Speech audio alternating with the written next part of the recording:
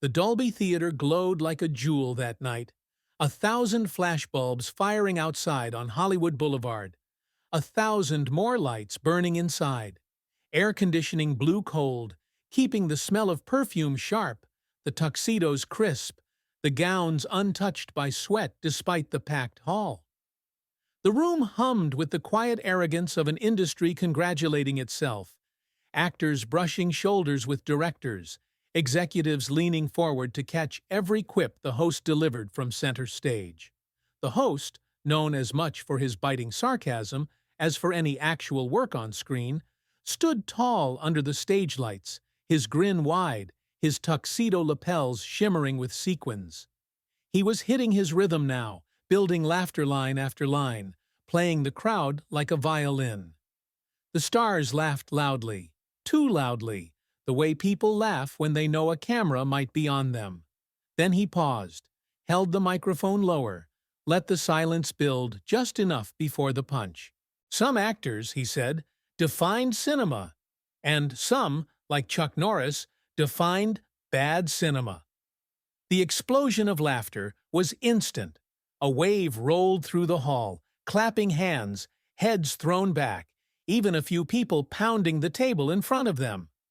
Camera operators, perfectly positioned, swung their lenses to catch the most expressive reactions. One actress covering her mouth with mock shock. A pair of young leading men smirking and elbowing each other. A veteran director chuckling into his champagne glass. The line had landed, but the broadcast director knew exactly where to cut next. On the giant screens in the hall, and to millions at home, appeared the face of Chuck Norris. He sat in his seat, posture perfect, spine straight, hands folded neatly on his lap. His tuxedo was understated, nothing flashy, just dark cloth, white shirt, black tie. His beard was trimmed, his eyes still sharp under the heavy brows. Unlike the room around him, there was no laughter on his face, no roll of the eyes, no forced smile, not even a shake of the head, just stillness. That stillness was louder than the applause. The laughter kept going, but it grew uncomfortable around the edges. People glanced at him, then back at the stage, wondering if the camera would move on. Some clapped harder to fill the space, others stopped mid-cheer. The host smiled wider, sensing blood. He spread his arms as if to welcome the laughter back into his control. "Come on," he said, voice rising into the mic. "You know it's true." Wooden acting, cheesy scripts, those movies were practically a genre of their own. And somehow, they still spawned all those jokes we can't get rid of. Again the hall laughed, but thinner now, a little too sharp. The camera stayed on Chuck. He didn't blink, didn't move. His silence carved through the room like a knife, the weight of it making the cheap humor look smaller by the second. Someone in the balcony whispered loud enough for those around them to hear, "That's not right." A woman in the third row folded her arms, lips tight, refusing to laugh. But most of the room followed the crowd, applauding, letting the host ride the wave of mockery. To anyone watching at home, it looked like a moment of fun at the expense of an aging star. But in the hall, if you were sitting close enough to see Chuck's eyes, it didn't feel like fun. It felt like the air had changed, like a line had been crossed, and yet he gave them nothing. No glare, no smirk, no muttered retort, only silence. The show rolled on, jokes piling one after another, applause crashing in at the right beats, but something hung in the air. It was there in the way people avoided looking toward the section where he sat. It was there in the clipped rhythm of the laughter that came too late or ended too early. It was there in the silence that followed him out of the building when the ceremony ended. Later that night, reporters would describe the moment as a highlight, as fearless comedy. Social media would light up with clips and memes, but those who had been in the room knew different. They had felt something shift. The joke had been too sharp, too public, and the silence had cut deeper than the laughter. And in that silence, a question began to form. Not about Chuck, but about everyone else in the room. What does it say about you when you laugh at a man who refuses to answer back? Just wondering, where are you watching from? Write it down, Bellow. By sunrise, the clip was everywhere.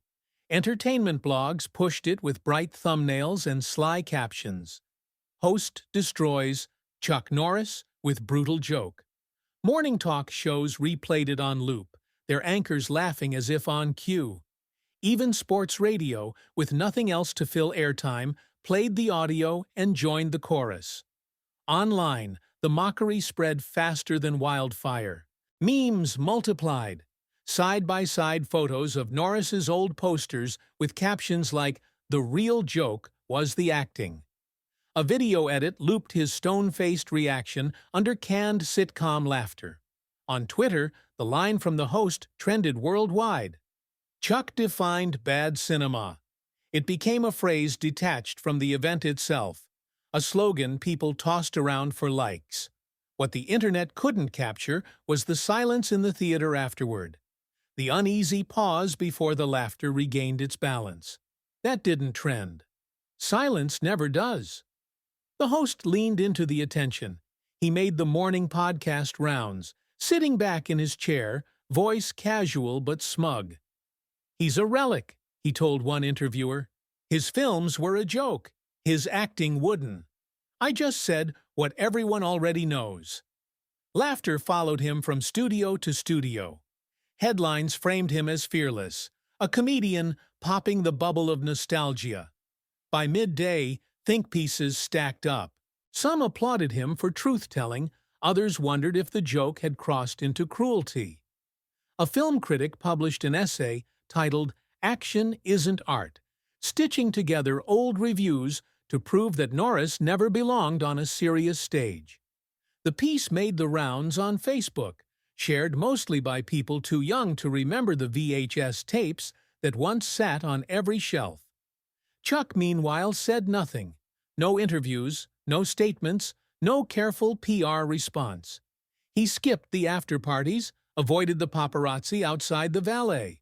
All that remained was the image of him sitting straight-backed in the theater, eyes fixed, jaw tight. The silence wasn't retreat. It was pressure, growing heavier as the noise rose around it. Comment sections grew crueler by the hour. People piled on with cheap jokes, typing what they imagined was wit. The question kept surfacing. Why won't he defend himself? The absence of an answer fed the fire, but away from the trending hashtags, a different note began to surface. A scanned clipping appeared online, yellowed with age.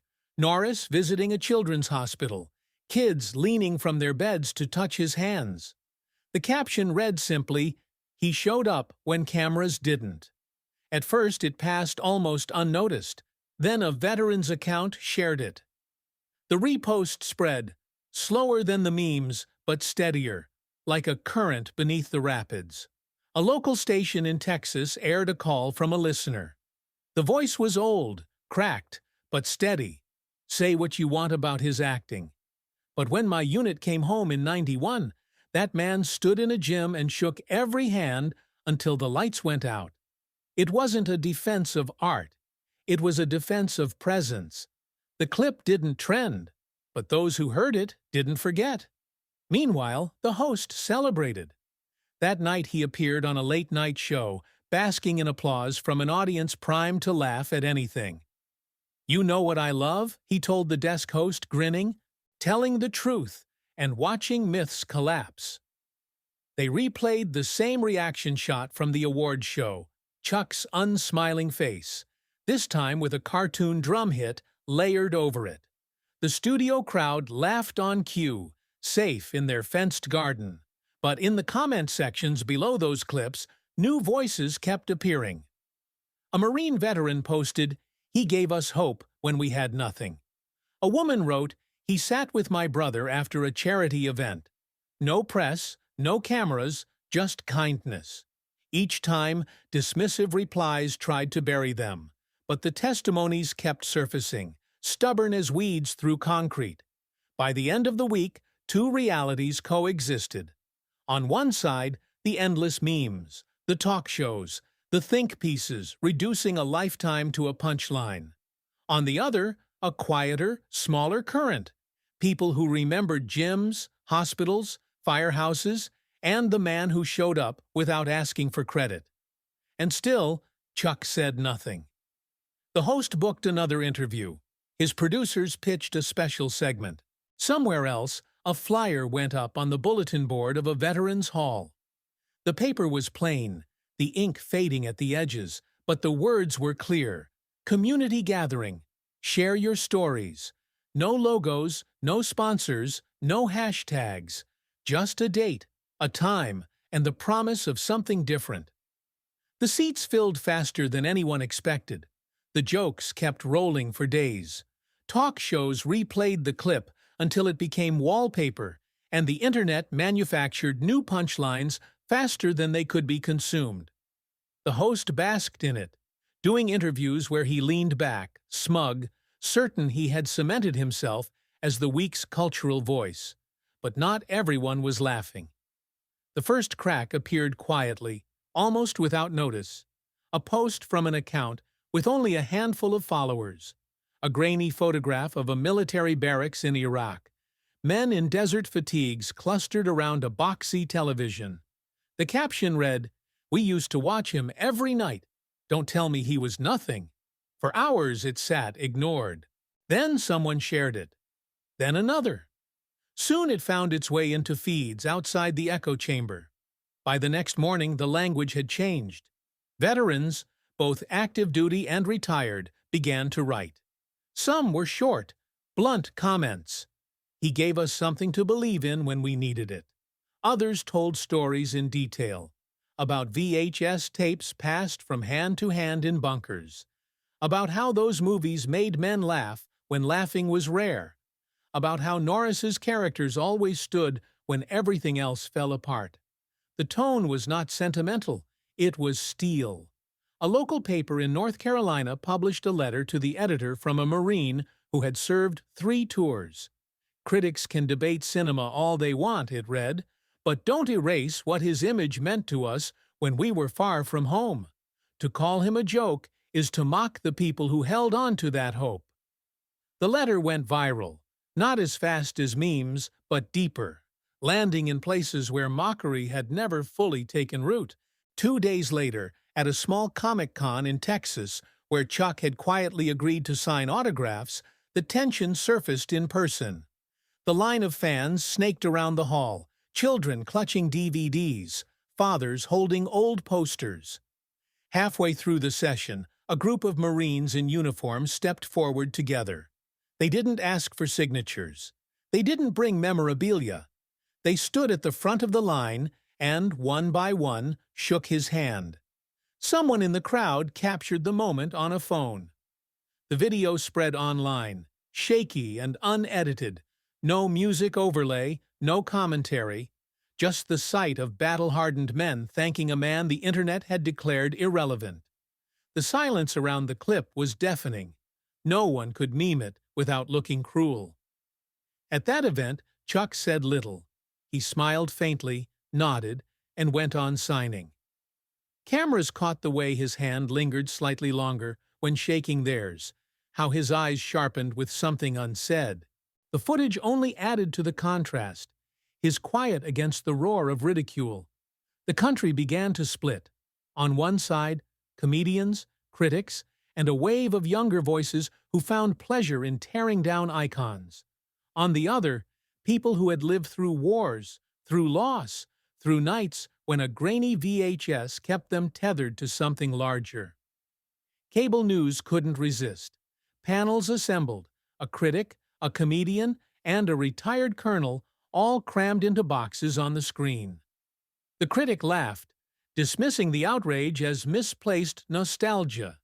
The comedian doubled down, calling Norris a walking meme before memes. But the colonel's voice cut through. Say what you want about art. Say what you want about Hollywood. But don't confuse ridicule with courage. I saw what his image did for my men. You can't measure that in reviews. Clips of his words circulated, giving the narrative a new weight. What had begun as a joke was now a debate about respect, about the line between humor and humiliation. And all the while, Chuck remained silent. No statement, no retaliation, just the memory of his stillness at the award show, replayed again and again. In diners and break rooms, the arguments shifted. At a truck stop in Nevada, two drivers sat over coffee, one shaking his head. I don't care if he could act. He showed up. That's more than most. In a college dorm in Chicago, a group of students watched the viral Marine clip. Half of them laughed. The other half didn't. The room felt colder afterward. The internet, that endless arena, became a battlefield of tone. Sarcasm collided with sincerity. Memes with testimony. Hashtags trended in opposite directions. Hashtag bad cinema competing with hashtag respect Chuck. Neither side dominated completely. Both grew louder. By the end of the week, it was no longer about film. It was about symbols, about what a man represents when stripped of polish and reviews. The host had wanted a laugh. He had triggered a fault line. And still, Chuck said nothing. That silence became unbearable for some. Commentators demanded he speak up, fight back, own the narrative. But others began to realize the silence was the answer. He didn't need to spar with words when the world was already doing it for him. At a veterans hall in Oklahoma, a flyer went up for a gathering. Share your stories, why he mattered. It wasn't official, no sponsors, no cameras invited, but word spread. Chairs filled quickly. More had to be brought in from storage. The men and women who came weren't looking for debate. They were looking for acknowledgement. Outside, a news crew waited, tipped off late. Inside, a crowd spoke in turns, their voices plain, their details sharp. A film watched in a foxhole, a poster pinned to a wall in a barracks, a memory of a handshake that lasted longer than expected. The host still had the microphone on late-night stages. The internet still had its memes. But another crowd had formed, and its silence was no longer passive. It was gathering weight, waiting for the moment when Chuck Norris would finally stand. Not to defend himself, but to remind everyone why he never needed to. By the time a week had passed, the moment had grown into a spectacle all its own. Television panels filled their segments with cheap shots.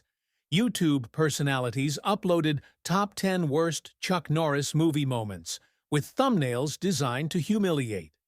Every new voice tried to outdo the last, piling sarcasm on top of sarcasm until it stopped sounding like commentary and started sounding like a hunt. On late-night shows, comedians arrived armed with one-liners sharpened in green rooms. His acting was so stiff, one joked, I thought they carved him out of oak. Audiences laughed, but thinner now, as if repeating something already worn down. Still, the jokes kept coming, because cruelty that trends is still currency. Then came another award show, smaller than the first, but broadcast nationwide. The host, sensing opportunity, glanced down at his cards, smirked, and fired off his line. Even Marines wouldn't watch those films without laughing. The audience reacted predictably at first. Laughter, scattered applause. But it didn't spread the way it should have, because this time Marines were in the room. Dressed in dress blues, medals catching the light, they sat in a reserved section halfway back. Cameras turned to catch their reactions, expecting indulgent smiles.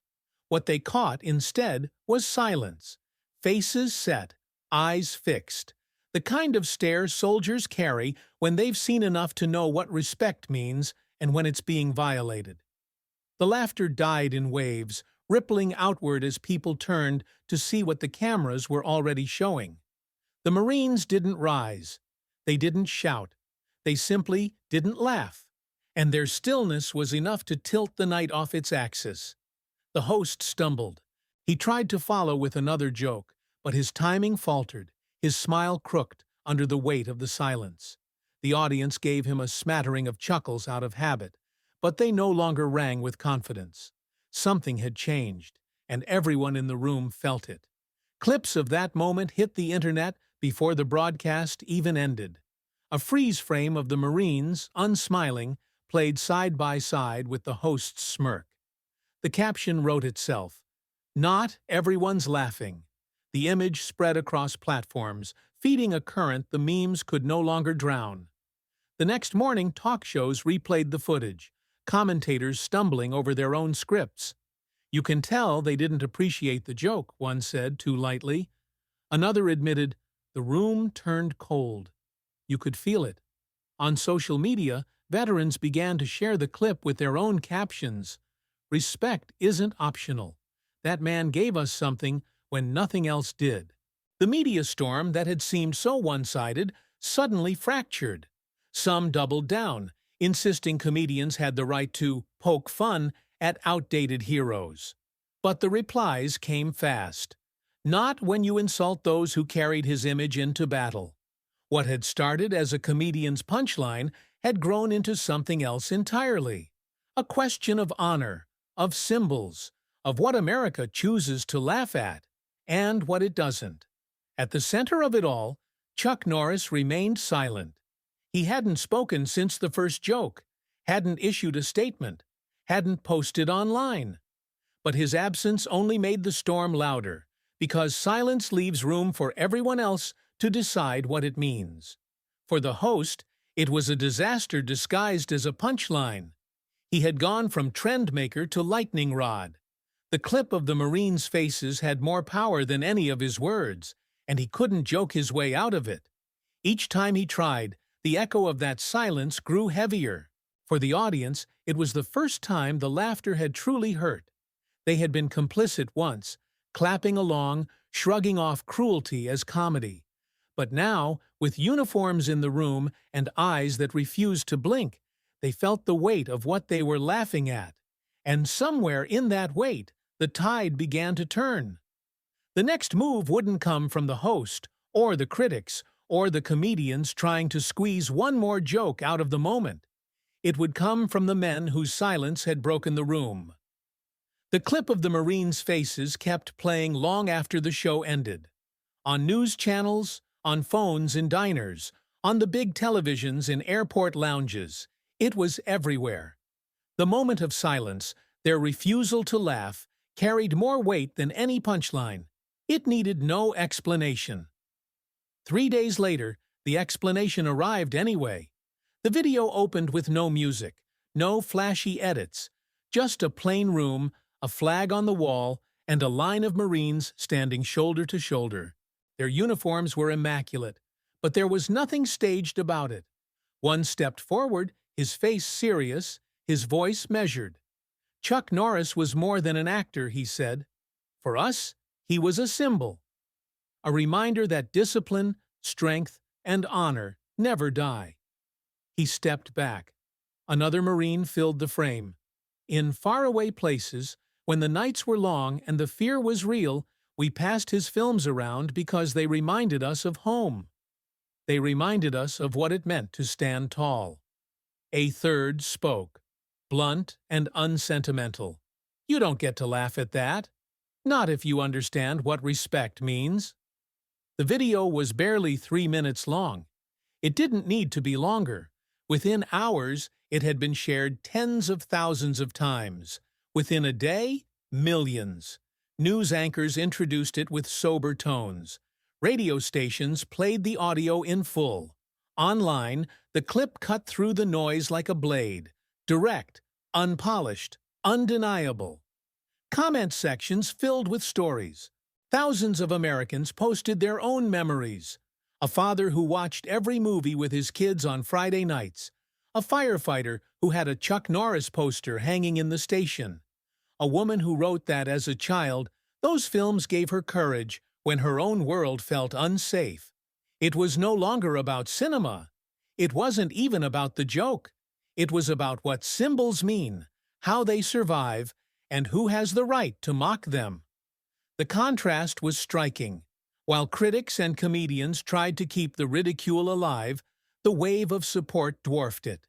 The mockery began to feel forced, artificial, a reflex without conviction. Meanwhile, the voices rising in defense grew louder, steadier, coming from people who had nothing to gain but the truth of their own experience. On television panels, the tone shifted. Hosts who had laughed before now hesitated. Maybe, one admitted carefully, we underestimated what he represented. Another tried to soften the narrative, saying it was just a joke, but clearly, for many, it hit deeper than intended. But the deeper truth was clear. The country was split, and the split wasn't about movies. It was about respect. At a diner in Kentucky, a man in work boots tapped the video on his phone for his teenage son. "That's what it means," he said quietly, "not the fighting." The standing tall part. In California, a group of college students debated whether memes had gone too far. For the first time, some admitted they felt uneasy laughing at them. The comedians who doubled down found their crowds thinner. Jokes that had earned applause a week earlier now got groans. One stand-up in New York tried the line about bad cinema and was met with silence. Someone shouted from the back, "Say that to a Marine's face." The set collapsed under the weight of it. Meanwhile, Chuck himself remained quiet. No statements, no interviews. His silence had become part of the narrative, a blank space others filled with their own words. For his supporters, that restraint only deepened the respect. He didn't need to defend himself. The people who believed in him were already doing it. The video of the Marines became the turning point. It was replayed on Capitol Hill during a discussion about respect for veterans. It was mentioned in sermons on Sunday mornings. It slipped into classrooms where teachers showed it to illustrate how symbols can outlive criticism. The host who had started the storm tried to laugh it off again, calling the Marines' response overly dramatic. But the words fell flat. Clips of his comment were met with outrage. A headline the next day captured the shift perfectly. The joke isn't funny anymore. For many, it never had been. By the end of the week, it was no longer about whether Chuck Norris was a good actor or not. That question had burned out. The conversation had moved on to something larger, something rawer. What America chooses to honor and what it refuses to mock. And in that conversation, the balance of power had shifted. The next stage wouldn't come from the internet or the press. It would come in person, in a hall filled with cameras, celebrities, and uniforms. Another award show was on the calendar. The same host was booked to speak, and this time, veterans and Marines would be sitting in the audience. The night of the next award show carried a charge unlike any before. Outside the theater, cameras flashed as usual, but reporters weren't asking about film premieres or new projects. They asked about respect, about the storm still echoing from weeks of ridicule and rebuttal. "Do you think the host will bring it up again?" they asked, shoving microphones toward nervous publicists. "What about the Marines?" The air smelled of heat from the lamps, of hairspray, of nerves. Inside, the hall filled with a different kind of tension. Celebrities glided to their seats, sequins and tuxedos glittering under the lights. But scattered among them were uniforms, dress blues, ribbons catching the glow, shoulders square. The camera caught them as the broadcast opened, and the mood shifted immediately. The audience applauded politely, then fell quiet, aware that their presence had changed the rules of the night. Backstage, the host paced, cue cards in hand. He had built a career on never backing down, but even he could feel the weight pressing against the curtains. His jokes had landed before. Now they felt brittle, dangerous, like glass ready to shatter in his hands. Still, when his cue came, he stepped out, smile fixed, microphone gleaming. The band played him in. Applause rose, but it lacked conviction. He thanked the crowd, slipped into his monologue, working through safe jokes about budgets and sequels. The audience laughed, but too quickly, too carefully, as though measuring each sound. Then he hesitated. Everyone knew the moment was coming. He could skip it, move on, let the storm fade. or he could test the room again. He glanced at his card, then at the audience. His eyes found the uniforms. Their faces were still, unreadable. Cameras zoomed in. The house lights seemed hotter, harsher. The host opened his mouth and stopped. The silence that followed was unlike anything in show business. It wasn't dead air, it was judgment. A hall full of people holding their breath, waiting to see if he had learned. And then, from the middle rows, a Marine stood. The movement was simple but carried more power than any spotlight. He didn't wait for a microphone. He didn't need one. His voice carried clean through the hushed room. "You don't laugh at the man who taught America to stand tall." The words landed like a verdict. The room erupted. Applause exploded, raw and unscripted, breaking through the careful stagecraft of the night. People rose to their feet, clapping hard, some shouting, some with eyes wet. The cameras caught it all, actors pounding their hands together, executives caught between surprise and relief, strangers turning to each other in solidarity. The host lowered his cards. His smile faltered, then fell away entirely. For once, he had no words. The cameras cut instinctively to Chuck. He sat in his seat, posture straight as always, expression steady. For the first time in weeks, something shifted on his face. Not a grin, not a smirk, just the faintest smile, almost private, the kind of smile that belonged less to victory than to peace. He didn't stand, he didn't wave, he didn't speak, he didn't need to. The ovation went on and on, thunder rolling through the hall, people clapping long after their hands stung. It wasn't for a film, it wasn't for a performance. It was for a man, and for what he had come to symbolize. Strength without arrogance, dignity without defense, presence without words. In living rooms across the country, viewers watched and felt the shift. This wasn't about movies anymore. It wasn't about whether his acting had been stiff or whether the scripts were thin. It was about respect, what it means to honor those who gave you something to hold on to when you needed it most. For some, it was a reminder of childhood nights watching grainy VHS tapes with their parents. For others, it was the memory of a gymnasium handshake or a hospital visit. For many, it was simply the recognition that not everything should be mocked. When the applause finally ebbed, the show went on, but the night had already been decided. The host kept his head down, reading the rest of his lines without bite. The audience listened politely, but the power had moved elsewhere. Chuck remained silent, his faint smile the only acknowledgement. That silence had carried him through the ridicule, through the storm of jokes, through the cultural fracture. And in the end, it was silence that restored his place. Not as a flawless actor, not as an untouchable myth, but as a man whose presence still mattered. When the broadcast ended, cameras lingered a second longer than usual on Chuck's face, as if unwilling to cut away. Social feeds lit up instantly, not with memes, not with mockery, but with clips of the ovation, of the Marine's words, of the small smile that had said more than speeches ever could. Even those who had laughed before began to hesitate before posting. The mood had shifted. The room had reminded them where the line was. For once, the internet felt late to the story. The night didn't end with a punchline. It ended with a truth that had waited quietly through all the noise. Dignity doesn't shout. It endures. And everyone watching, whether in the theater or at home, understood that this was no longer about cinema at all. It was about honor,